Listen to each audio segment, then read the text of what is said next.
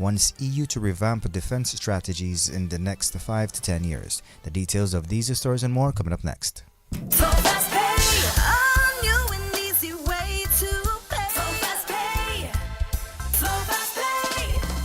You asked for it and you got it. A quicker way to pay your bills online. It's fast, secure, and easy to use. No registration, no additional fees. Flow is now offering FastPay, an online service that allows you to settle your bills in less than 2 minutes. Need a receipt? FastPay will send it to your email immediately. Use FastPay now for convenience, safety, and efficiency at discoverflow.co/fastpay.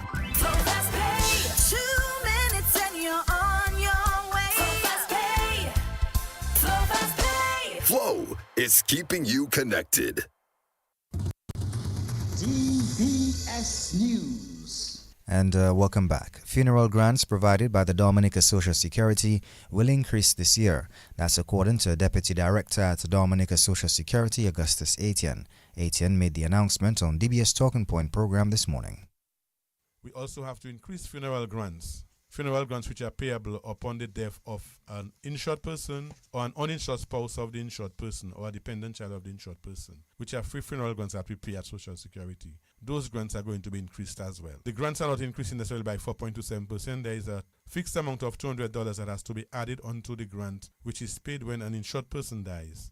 And the other two grants, when an uninsured spouse or a dependent child dies, is increased by the same percentage that the grants payable on the death of an insured person increases. So the funeral grant is going to increase from $3,002 to $3,004 when an insured person died, meaning we who are insured registered paying contributions. When we die, whoever is meeting or liable to meet our burial expenses will receive up to $3,400 towards our burial expenses. Where I am contributing, my spouse is not contributing, and my spouse dies, the system will be paying me $2,832 to help me bury my spouse. Well, that would increase from $2,665 to $2,832. And when a dependent child dies, the grant is going to increase from $1,335 to $1,416 upon the death of a dependent child. These increases intending to restore the purchasing power of those dollars. So back in 2022, we were told, actually from 2019, we were told that the rate of the funeral grant that was paid then could afford the cost of a basic funeral. And so we're increasing by $200 every 3 years for the grant payable on the death of an insured person.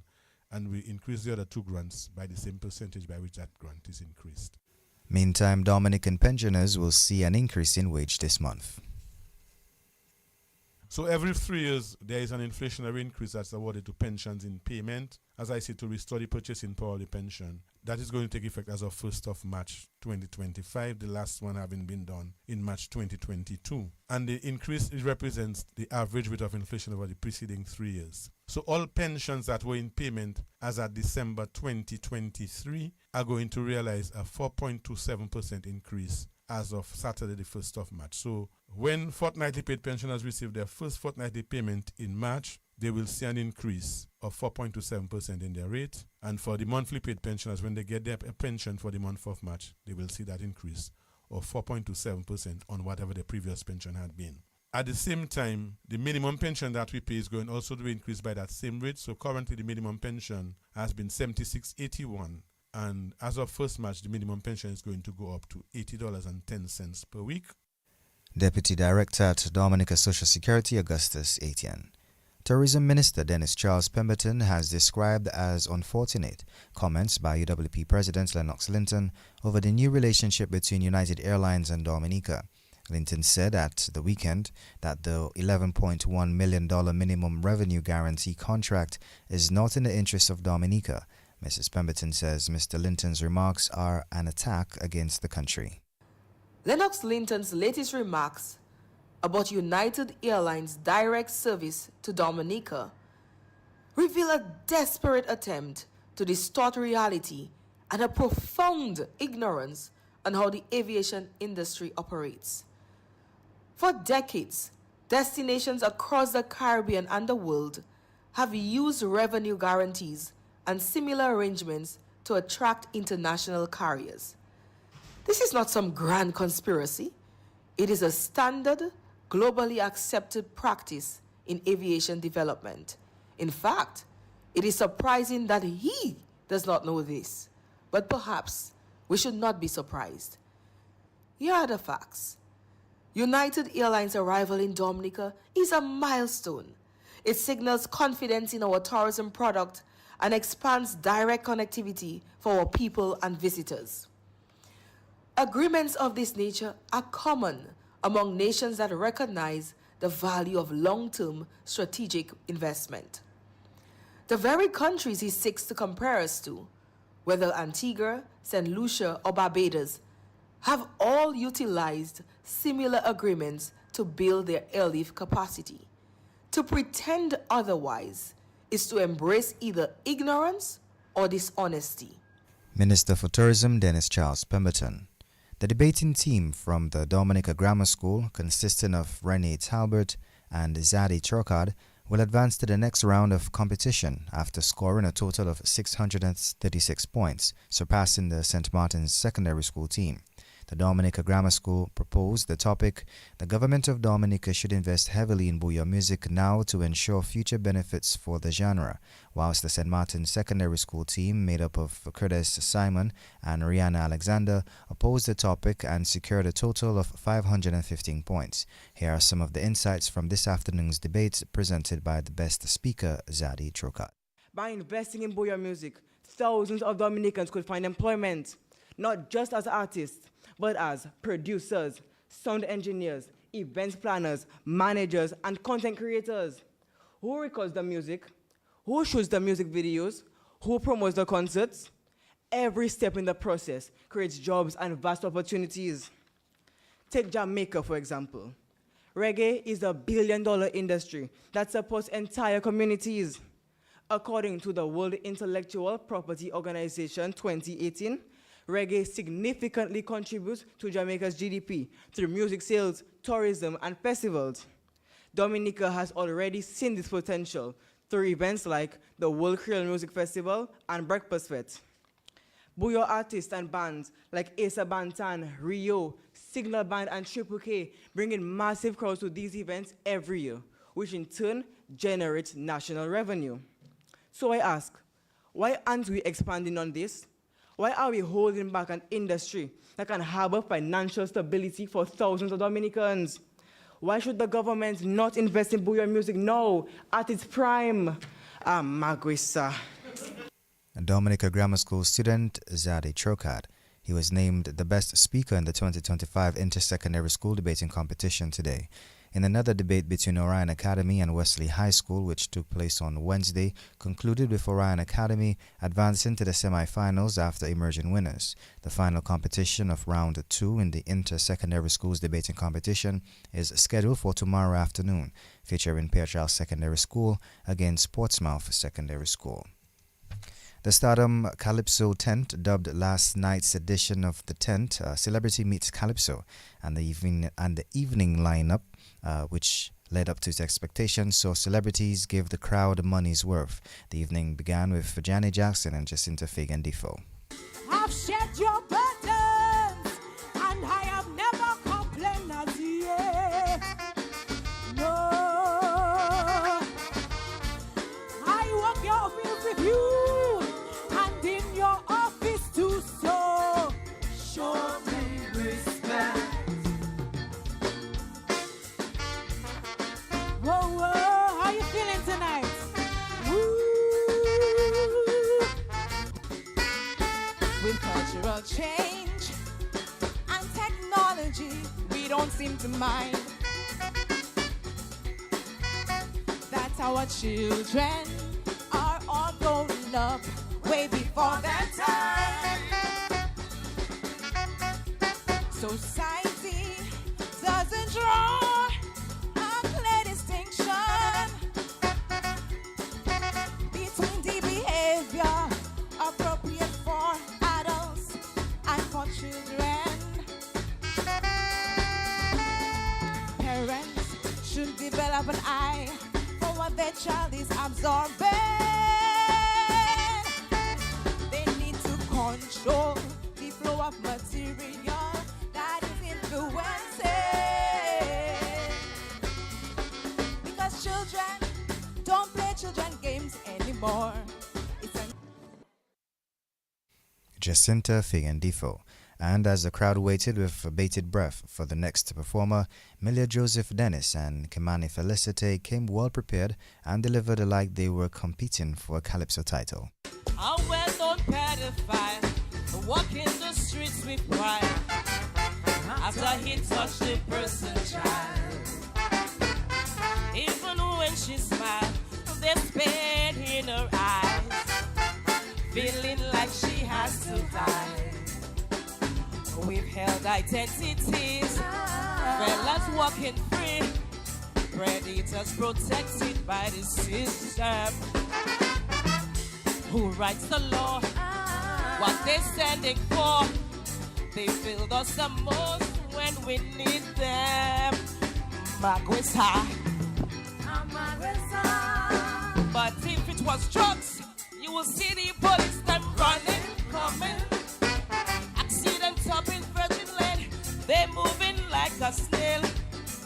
Cases of rape, stalling, gunshot from us. You sacrificing and you working so hard. Somebody somewhere wishing you bad. Sometimes you smile but inside you sad. Somebody somewhere wishing you bad. Is it human nature where we have this culture? We just don't want to see each other prosper. So sometimes innocently you making enemies. Someone you never know nowhere, fighting hard to keep you down under. In life, everything you do, some people for you and some against you. And Kimani Felicite and before her Milia Joseph Dennis. Then it was time for Kewana Fontaine Wilson and after James Gregoire. And it's also clear that nobody really cares.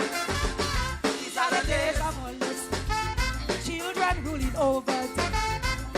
Nothing can change man and his ways. Whoa. These are the days of floods of rain, earthquakes and hurricanes. Nothing has changed but it's not strange. Whoa. These are the days of terror, the fall of the great world order. Everything's safe. These are the days. These are the days. Whoa, these are the days. Whoa, whoa, whoa, whoa. Na, na, yeah. Na. Much energy was spent to take out the government. One with integrity, one with more honesty. So private sector, what you waiting for? Are you not eager to invest no more? Or you should create employment all about. Instead you selling now. They say, na na na na na. They say I am true, they say I am hard. Before freedom come, they were scared of Kewana Fontaine Wilson and James Gregoire. Parliamentary Secretary in the Ministry of Agriculture, Lakia Joseph, and Cultural Officer, Michael Farrell, easily showed their skills on stage. Tell them hooligans you see, the government hire me to put the brakes on them, jam the brakes on them. I am playing politics, I'm just a legal mechanic. Put the brakes on them, jam the brakes on them. Put the brakes on them, jam the brakes on them. Pull out all their plugs, it's war on crime and drugs. Either they bend or break, whatever it takes. Put the brakes on them, jam the brakes on them. Show them no mercy, do it for the country. Oh Lord, yes I, my boy. Tell you government, we need improvement. Still have a water problem in our system. Listen. So tell Kimani for me, we want no trouble with she. We will not belong to we. Write it down in our history, and we hear them shouting, and we hear them shouting. Ooh, yeah, yeah, yeah. Na, na, na, na, na.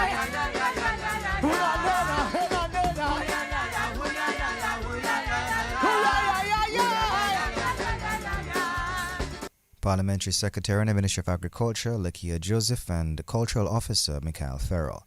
Then the two last performers were former Queen contestant Nikez Moranci and Magistrate Gloria Sepra Augustus. Oh, you're disappointed, yet still committed.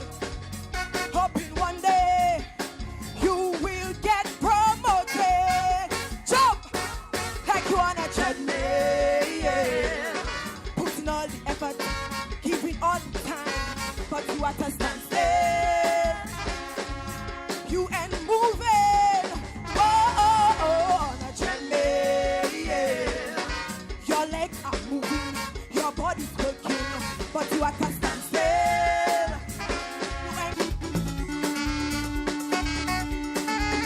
I wrote a letter to the director of the movie Pirates of the Caribbean. Yeah, man. I say, why bother with Hollywood actors when the real pirates and them, they're right here, yeah, man. Just look in the Caribbean, man, cast our politicians. Well, it's strictly Grammy winners on your hand, yeah, man. They acting very. Gloria Septra Augustus and before her Nikez Moranci. Celebrity Meets Calypso was staged to pay tribute to former Calypso judge Evelina Baptist, who was laid to rest last month. This brings us to the end of this evening's National Focus. Up next is news from the region and international.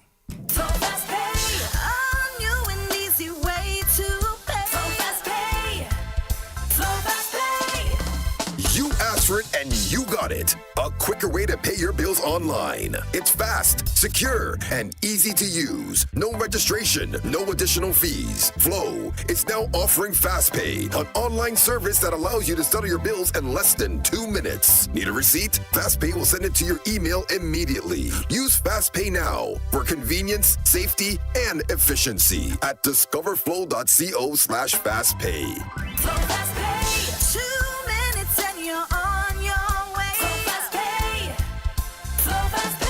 Flow is keeping you connected.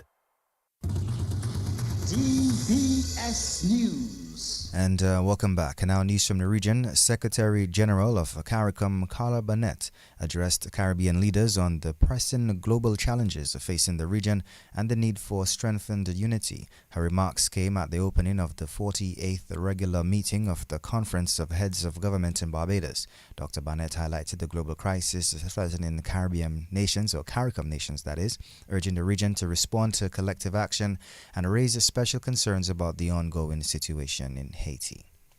Internationally, French President Emmanuel Macron has said he wants the European Union to boost its military autonomy and alleviate reliance on the U.S. over the next 5 to 10 years. Macron said France is pushing for joint debt to fund new defense outlays. He warned, though, that the world is entering a new era in which higher military investment may curb people's purchasing power. Macron described recent talks with U.S. President Donald Trump as very fluid and praised the U.S. leader and his strategies of adding uncertainty to discussions with Russia and confirmed an upcoming visit to America. Well, this brings us to the end of this evening's news. Up next is sports. Covering the nation and beyond. DBS Sports Report.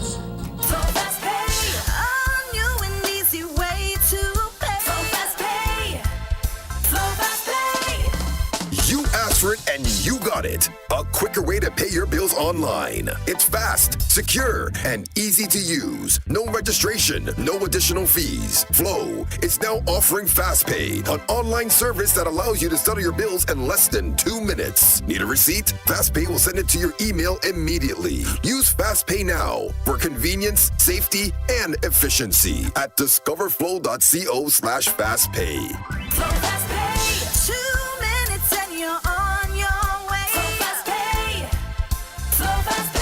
Flow is keeping you connected. And welcome to your DBS Evening Sports for today. First off, we go to Joseph Fadul for the latest in school volleyball. Thank you very much, Hassan Robinson. We can tell you that 2 games were played in the sports division's organized secondary schools volleyball championships played at the Convent High School grounds this afternoon. Well, in Game 1, the Wesley High School went down to the Pierre Charles Secondary School in a straight set. The scores 25-16, 25-16 and 25-12. And the Dominica State College beat the Orion Academy in straight sets, winning 25-18, 25-16 and 25-13. Hassan, it's back to you. Thank you, Mr. Joseph Fadul, also known as Hello Boy, for that excellent volleyball update here. We go into more sports as Shubman Gill scored an unbeaten century after Mohammed Shami took 5 for 53 as India began their Champions Trophy campaign with a 6-wicket win over Bangladesh. Set a target of 229 to win, Gill batted through and finished on 101 for 129 balls as India cruised to victory with 3.3 overs to spare. Batting for Bangladesh, Tawid Haydroy got 100 in 118 balls and Jaka Ali added 68. Mohammed Shami had figures of 5 for 53 bowling for India. The Indians chased and got off to a swift start with Rohit Sharma making a quick fire at 41 and Shubman Gill eased his way to an eighth ODI century. In some football action, manager of the boys' national under-17 football team, Karim Regis, believes the team has nothing to be ashamed of following their participation in the CONCACAF under-17 World Cup qualifiers in Mexico. Dominica were unable to qualify from the group, which featured Mexico, Belize, Nicaragua and Barbados, losing all 4 of their matches. Regis says the team gave it their all despite the challenging environment in Mexico.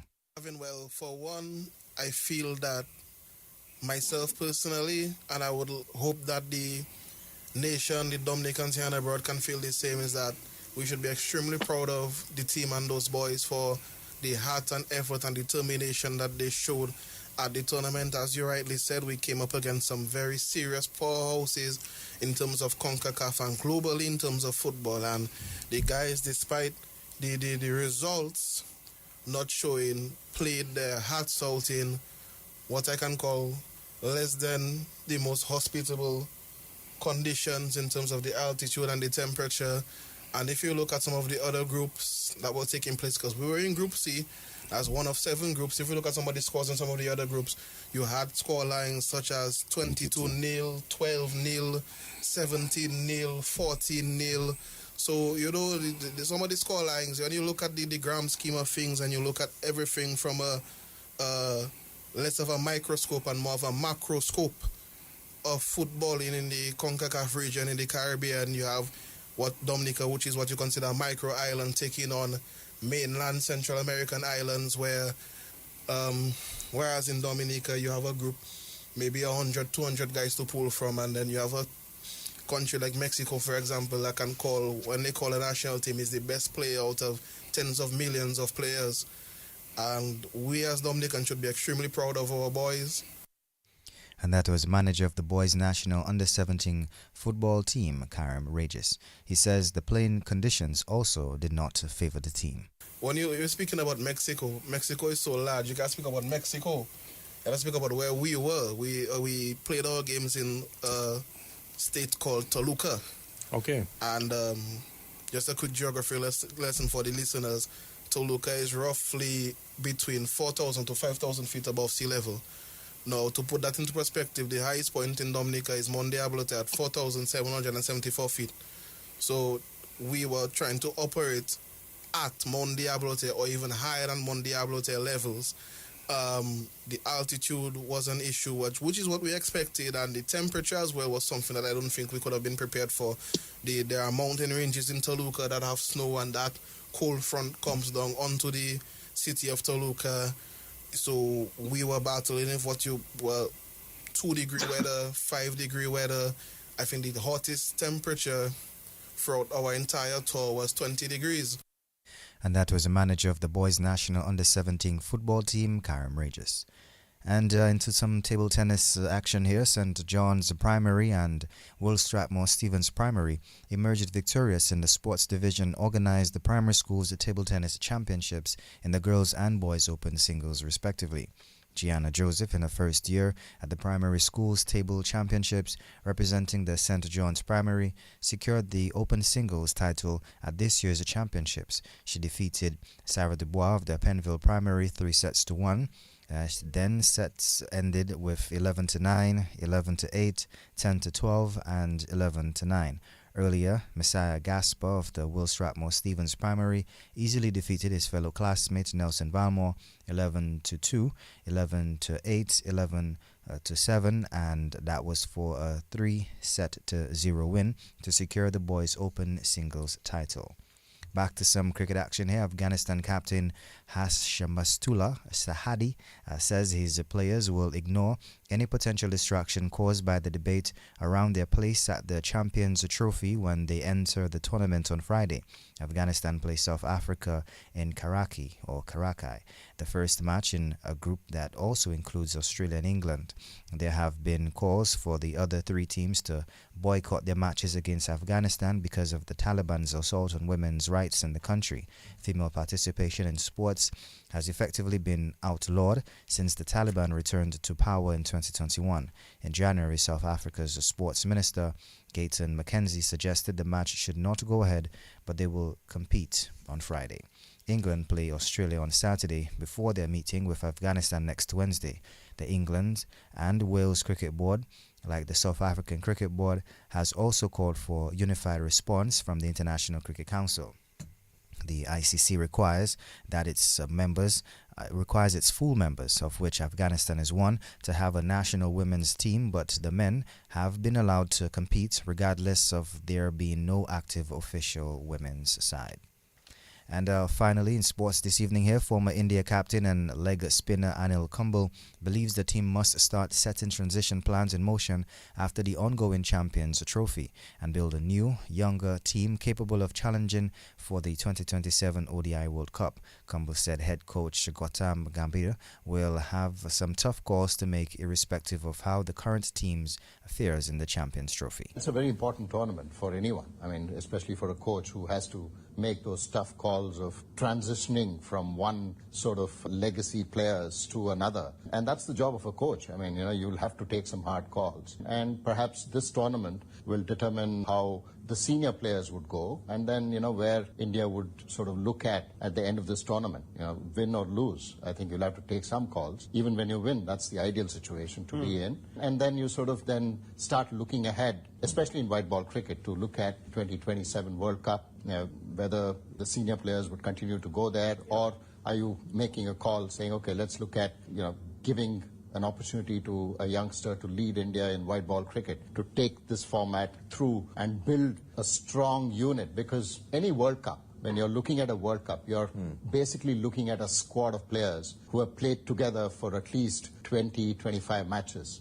And that's when you understand the nuances of situations and who you can rely on, and that's needed leading into any World Cup. So the ideal situation would be, at the end of this tournament, look at how you can start building for the next World Cup, because it's still 2 years from now, and ideally you would want, like I mentioned, the same set of players wanting to play at least 20, maybe a bit too high now when you look at white ball cricket, because the onus is more towards playing T20 formats. So maybe 10, 12 matches, so that the same set of players, you get to understand the batting order situations and all of that. Former India captain and leg spinner Anil Kumble, taking us to the end of this evening's National Focus, as well as sports. A special thanks to the DBS News and Sports team, and special thanks to our link personnel, DJ Halo Boy.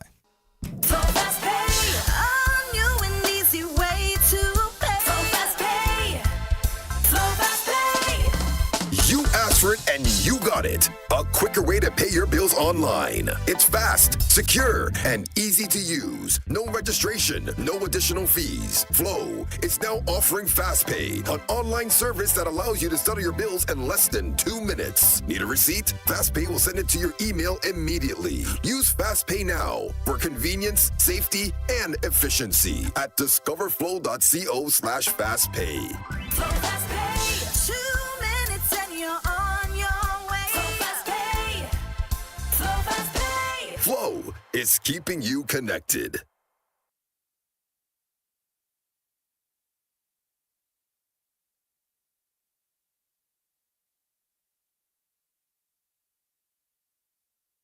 DBS Radio gives you top quality service over any other for live streaming of funerals. Call us today at 448-3282.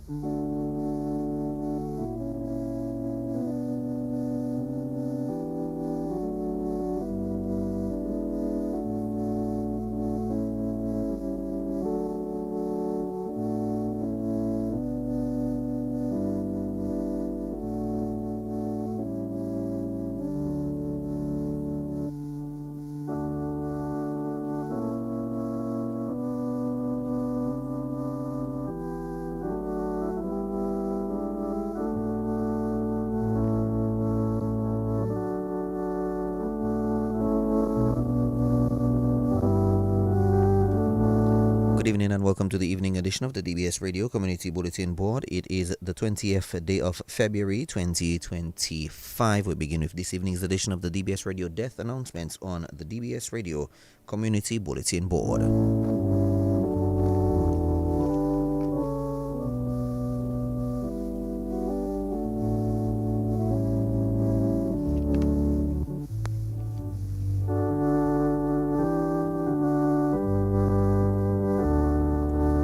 We announce the death of Elias Birmingham, better known as T. Toto, age 71, of Hagley, Granby. He died on Wednesday, the 29th of January 2025 at the Granby Health Centre. He was the husband of Cecilia Bellot Birmingham. He was the father of Gael, Tisha, and Patrice. He will be remembered by his adopted children, Anne-Marie, Valentine, and Denise. His grandchildren, Yael, Tanael, Kenaya, Lenaya, Jahim, Alazne, and Nova. His adopted grandchildren, Coco, Khan, Giovanni, Lily, Joel, Whitney, Denel, Omarion, Shekwan, Ketenia as well. His brothers, Joe, Bernard, Claudius, Junior, Severin, Philip. His sisters, Catherine, Magdalene, Agnes, Cynthia, Rosalind, and Luce. His aunts, Clemencia Xavier and Crescencia Alexander. His uncles, Mitchell Xavier and John Thomas. Nieces, Tanya, Jocelyn, Kesia, Delmari, Malika, Nadine, Nael, Natal, Tayana, Joanne, and Kizzy. Nephews, Mosiah, Little Boy, Shaka, Hakim, Odo, Bootson, Marley, Camo, Didier, Erickson, Kareem, Ernell, Joshua, Hassani, Zachary, Burnell, Brandon, Jan, Terry, and Jasmine. Sons-in-law, Louis Brown and Thomas Laviolette. Brothers-in-law, Bernard John Baptist, John Bellot, and Alfred Bellot. Sister-in-law, Madeline Merrifield and Bernadine Bastien. Close friends, Pierre, Vic, Robinson, Belle, Ivenia, Destin, Althea, Mr. Joe, John Farrow, Teresa, Frida, Octavie, Kenyatta, Kashma, Gemma, Billy, Bernice, Kim, Josephine, Elo, Unica, Small Black, Kenrick and Thini, Malani, Susie, Francisca, Ronale, and family in Guadeloupe, and the Xavier, Francis, Bellot, and Matthew families of Grand Bay as well. The body of the late Mr. Elias Birmingham, better known as